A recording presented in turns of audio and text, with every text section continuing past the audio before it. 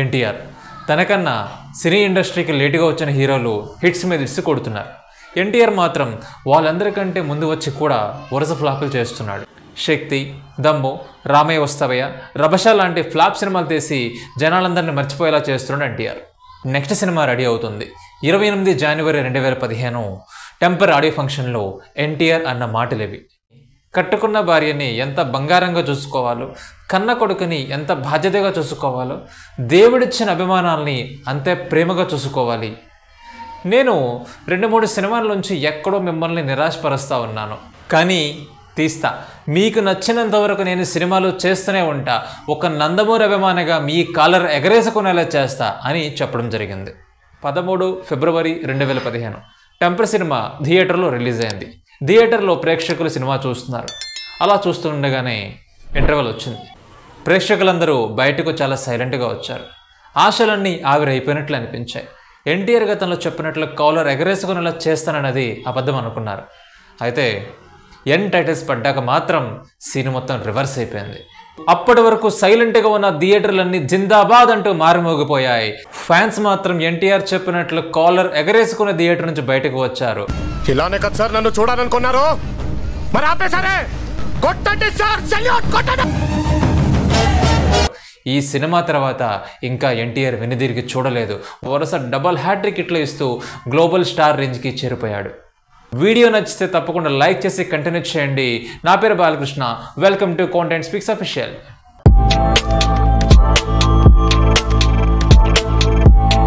ఎన్టీఆర్ తన తండ్రి రెండో భార్యగా పుట్టిన సంతానం అవడం వల్ల తన ఫ్యామిలీని ఆ నందమూరి ఫ్యామిలీ దూరం పెట్టింది. ఎన్టీఆర్కి 9 ఏళ్ల వయసు ఉన్నప్పుడు ఆ స్వర్గీయ ఎన్టీఆర్ ఎందుకో గానీ ఆ మనవడిని చూడాలనిపించింది. దీనితో సీనియర్ ఎన్టీఆర్ ఆ పిల్లాడిని పిలిపించుకున్నారు. భయంగా ఆ చిన్నపిల్లాడు ఆ తాత దగ్గరికి వెళ్ళాడు. ఆ తాత మాత్రం ఆ పిల్లాడిని అలా చూస్తూ కాసేపు ఉండిపోయాడు. మీ పేరేమిటి అని అడిగాడు. దీనితో ఆ పిల్లాడు తారక్ అని చెప్పడం జరిగింది.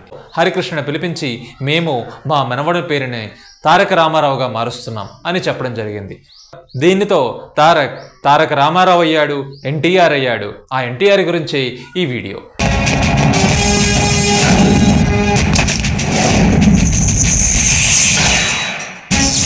ఇలా సీనియర్ ఎన్టీఆర్తో పరిచయమైన కొన్నాళ్ళకే తాత చనిపోవడంతో ఎన్టీఆర్ పరిస్థితి మళ్ళీ మొదటికి వచ్చింది.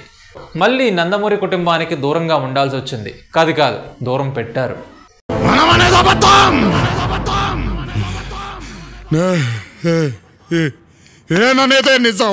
ఇలా అవమానాలు పడుతూ వస్తూనే ఊహ వచ్చిన తర్వాత తన మొట్టమొదటి సినిమా నిన్ను చూడాలనితో సినీ ప్రయాణాన్ని మొదలుపెట్టాడు. నటుడిగా మాత్రం స్టూడెంట్ నెంబర్ 1తో నిరూపించుకున్నాడు. ఆది సినిమాతో స్టార్డమ్ని సొంతం చేసుకున్నాడు. అప్పటి వరకు ఫ్యాక్షన్ సినిమాలంటే బాలకృష్ణ మాత్రమే అనేవారు. అలాంటిది ఆది సినిమాలో ఎన్టీఆర్ చెప్పిన డైలాగులైనా ఆ హావభావాలైనా చూసి ఒక 19 ఏళ్ల కుర్రాడైనా ఇలా చేశాడని చెప్పి అందరూ నోరు పెట్టారు. ఈ సినిమాతో ఎన్టీఆర్ టాప్ హీరో రేసుల్లో ఒకటిగా అయ్యాడు.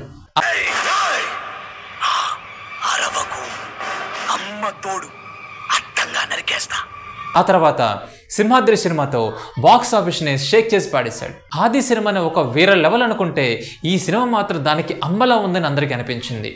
ఈ సినిమాలో ఉన్న యాక్షన్ సీన్స్ అయినా, ఎమోషన్స్ అయినా, కామెడీ అయినా చూస్తే 20 సంవత్సరాల ఎక్స్పీరియన్స్ ఉన్న నటుడు చేస్తే ఎలా ఉంటుందో అలా 20 సంవత్సరాల వయసులోనే ఎన్టీఆర్ నట విశ్వరూపాన్ని చూపించాడు.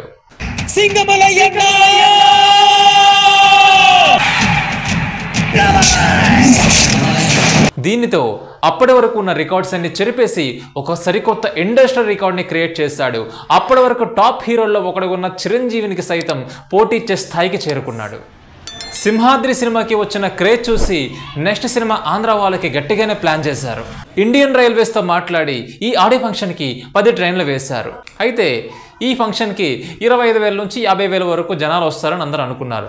కానీ ఆ జనాభా 10 లక్షలు దాటింది. ఈ విషయం నేషనల్ మీడియా అదేవిధంగా ఇంటర్నేషనల్ మీడియాకి తెలియడంతో వెంటనే వచ్చి లైవ్ కవరేజ్ని అందించాయి. ఇలా ఇండియన్ హిస్టరీలోనే ఈ ఫంక్షన్ అతిపెద్ద ఆడియో ఫంక్షన్గా రికార్డుల్లోకి ఎక్కింది. ఘట్టం ఏదైనా, పాత్ర ఏదైనా నేను ఎన్టీఆర్కి తిరుగులేదు అనుకున్నారంతా. కానీ అంతా అనుకున్న విధంగా జరిగితే జీవితం ఎందుకు అవుతుంది? చెప్పాలంటే సింహాద్రి సినిమా తర్వాత ఎన్టీఆర్కి ఒక రకమైన ఓవర్ కాన్ఫిడెన్స్ వచ్చేసింది. దానితో ఒకే రకమైన సినిమాలు చేస్తూ ఫ్లాప్స్ కంటిన్యూస్గా ఇచ్చాడు. కట్ చేస్తే మళ్ళీ సింహాద్రి కోంబో రిపీట్ అయ్యింది. దీనితో యమదొంగతో పెద్ద హిట్ అందుకున్నాడు ఎన్టీఆర్. ఇక ఎన్టీఆర్ ఫామ్లోకి వచ్చేసాడని అందరూ అనుకున్నారు. అనుకున్నట్లుగానే అదుర్స్, బృందావనంతో 2 హిట్లు కొట్టాడు. అయితే అవి ఎన్టీఆర్ రేంజ్ హిట్లు అయితే కాదు. సరే, ఇప్పుడే కదా హిట్ ట్రాక్లోకి వచ్చాడు, రాబోయే రోజులు దీనికి మించిన సినిమాలు చేస్తాడని ఫ్యాన్స్ అందరూ భావించారు. మళ్ళీ వరుస ఫ్లాప్లు. దీనితో ఎన్టీఆర్ నమ్ముకుంటే పని అవదని చెప్పేసి ఎన్టీఆర్ని పట్టించుకోవడం మానేశారు. కట్ చేస్తే మళ్ళీ టెంపర్తోనే హిట్ ట్రాక్ని సొంతం చేసుకున్నాడు. టెంపర్, నాన్నక ప్రేమతో, జనతా గ్యారేజ్, జైలవకుశ, అరవింద సమేత, RRR వంటి డబుల్ హ్యాట్రిక్ హిట్లతో ఇప్పటికి దూసుకుపోతున్నాడు. ఎన్టీఆర్ కెరీర్ గ్రాఫ్ని చూసుకుంటే పడడం లేవడం. ఫ్లాపుల్లో ఉన్నప్పుడు ఎప్పుడు కూడా ఇక నా వల్ల కాదు, నేను వదిలేద్దామని చెప్పి ఎప్పుడు అనుకోలేదు. తన టాలెంట్ని నమ్ముకొని సినిమాలు చేశాడు. పాతాళానికి పడిపోయిన ప్రతిసారి సముద్రంలో పడి లేచే కెరటంలా ఎదిగాడు. నందమూరి ఫ్యామిలీ తనని దూరం పెట్టినా కూడా ఎవ్వరి సపోర్ట్ లేకుండా తనకున్న టాలెంట్ని నమ్ముకొని ఈరోజు ఈ స్థాయికి చేరుకున్నాడు. మనుషులు అన్నాక కష్టాలు వస్తాయి. ఆ కష్టాలకి నా వల్ల అవ్వదు, నేనెంతే, నాకెవరూ లేరు, నా జీవితం అంతే అనే వాళ్ళకి ఈ ఎన్టీఆర్ జీవితం ఒక ఆదర్శం. ఎన్టీఆర్ టాలెంట్ గురించి మాట్లాడుకోవాలంటే RRR సినిమాలో 5 నిమిషాల నిడివగల కొమరం భీముడ సాంగ్ ఒకటి చాలు. ఆ హావభావాలు చాలు ఎన్టీఆర్ ఎంతటి వరల్డ్ బిగ్గెస్ట్ హీరో అని చెప్పడానికి. ఈ విషయం నేను చెప్పింది కాదు, ఇండియాస్ #1 డైరెక్టర్ అయినటువంటి SS రాజమౌళి చెప్పడం జరిగింది. ఎన్టీఆర్ కేవలం ఒక యాక్టరేనా? Singer, fighter, host, brand ambassador, dancer, what not. He is pure allrounder in cine industry. NTR జీవితంలో కేవలం అప్స్ అండ్ డౌన్స్ మాత్రమే కాదు, కొన్ని విషాదకరమైన సంఘటనలు కూడా ఉన్నాయి. 2009లో ఎలక్షన్ క్యాంపెయిన్ తర్వాత హైదరాబాద్కి కారులో వస్తుండగా జరిగిన రోడ్ యాక్సిడెంట్. అయితే ఆ స్వర్గీయ ఎన్టీఆర్ దీవెన వల్ల ఈ ఎన్టీఆర్ బ్రతికి బయటపడ్డాడు. తన అన్న జానకిరామ్ మరియు తన తండ్రి హరికృష్ణ మాత్రం రోడ్ యాక్సిడెంట్స్లో కోల్పోవడం జరిగింది. అప్పటి నుంచి అభిమానులకి తరచుగా ఒకే మాట చెప్తా ఉంటాడు, రోడ్డు ప్రయాణాలు చేసినప్పుడు చాలా జాగ్రత్తగా ఇంటికి వెళ్ళండి, మీ ఫ్యామిలీ మీకోసం ఎదురు చూస్తుందని చెప్పి.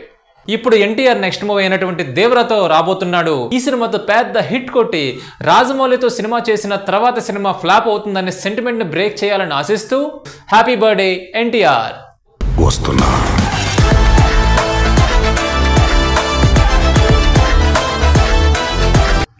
ఇంతే వీడియో నచ్చితే సబ్స్క్రైబ్ చేసి పక్కనున్న బెల్ ఐకాన్ని క్లిక్ చేయండి. అదేవిధంగా మీ ఫ్రెండ్స్ అండ్ ఫ్యామిలీ మెంబర్స్కి ఈ వీడియోని షేర్ చేయండి. ఇలాంటి మంచి కంటెంట్తో మళ్ళీ మీ ముందుకు వస్తాను. Until then signing off, content speaks official.